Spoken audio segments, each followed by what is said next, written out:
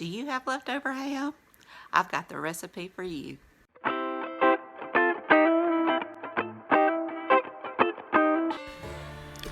This is a good use of your leftover ham that you may have. You don't have to use ham. You could use browned sausage. It's really good in the bake. But the ham, we're going to trim off the hard outer edge and just chop it up into bite-sized pieces. And just put your chopped ham in your dish. You don't even have to butter it or anything. Just drop your ham or your sausage or whatever you use in this bake in there. I love baking a baked ham, and we'll have that ever so often, but you have a lot of leftovers and sometimes it's hard to know how to use them up.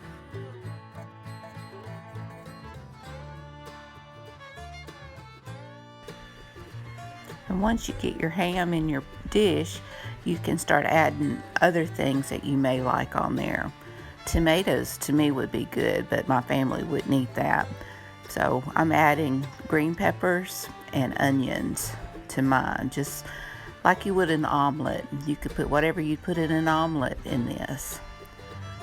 So, and after you get your whatever other toppings you want, you'd grate your cheese.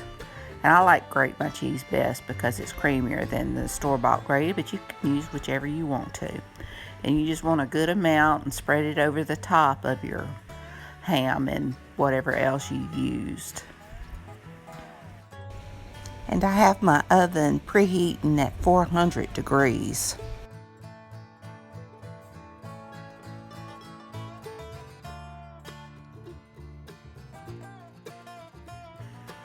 And now I want to get ready for my egg mixture.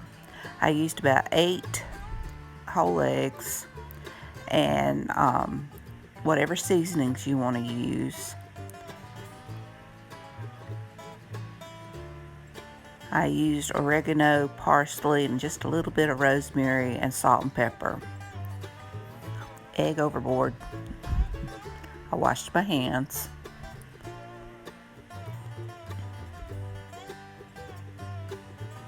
But you can use whatever seasonings that you like.